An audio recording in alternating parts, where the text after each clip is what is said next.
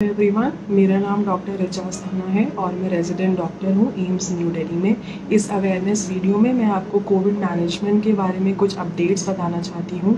AIIMS new Delhi ने अभी हाल ही में एक अपडेटेड कोविड मैनेजमेंट की गाइडलाइंस निकाली हैं, जिसको कि गवर्नमेंट ऑफ इंडिया और ministry of health and family welfare ने भी अपनी गाइडलाइंस के रूप में स्वीकार किया है। इस अपडेटेड गाइडलाइंस में एम्स न्यू दिल्ली ने कोविड को 3 श्रेणियों में बांटा है: माइल्ड, मॉडरेट और सिवियर।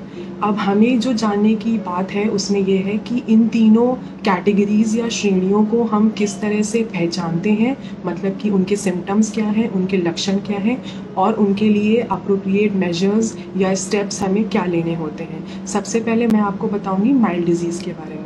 माइल्ड डिजीज़ के सिम्टम्स या लक्षण क्या होते हैं?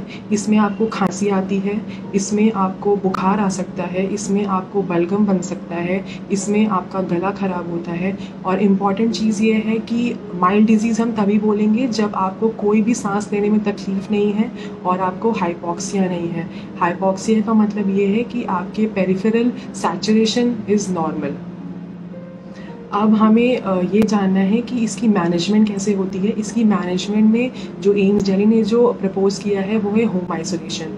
होम आइसोलेशन का मतलब ये है कि आपको घर में ही रहना है, एक कमरे में रहना है जिसमें कि अटैच्ड वॉशरूम होना चाहिए।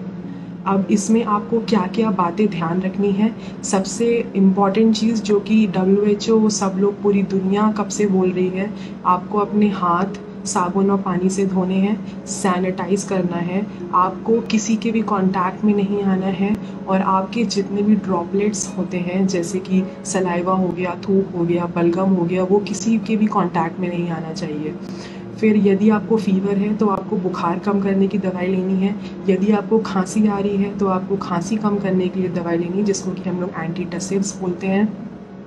फिर आपको अपना सैचुरेशन को मेजर करना होता है, जिसके लिए सैचुरेशन प्रोब आता है, जिसको कि आप अपनी उंगली में लगाते हैं और उसमें डिस्प्ले करता है या शो करता है कि आपका पेरिफेरल सैचुरेशन कितना है। आपका पेरिफेरल सैचुरेशन 90% या 90% से ज़्यादा होना चाहिए।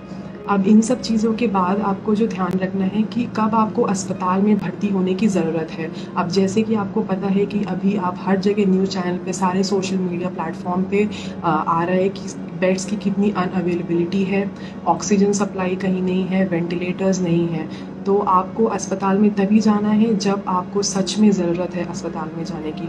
और वो आपको कैसे पता चलेगा? यदि आपको बहुत तेज़ बुखार आ रहा है जो कि 5 दिन से ज़्यादा हो चुके हैं और वो ठीक नहीं हो रहा दवाई लेने के बाद भी, यदि आपको बहुत ज़्यादा खांसी है, बलगम बन रहा है जो कि परसिस्टेंटली हो रहा है, 5 दिन तक हो गया है, दवाई लेने के बाद भी ठीक नहीं हो रहा है, या फिर आपका पेरिफेरल ऑक्सीजन सैचुरेशन जिसको कि हम लोग SpO2 बोलते हैं वो 90% या उससे कम है, तब आपको अस्पताल में जाना है। अब इसमें एम्स न्यू दिल्ली ने 2 चीज़ें और ऐड करी हैं, जिसमें कि आप टैबलेट आइवरमेक्टिन ले सकते हैं 200 माइक्रोग्राम पर kg दिन में एक बार फॉर 5 to 7 डेज़।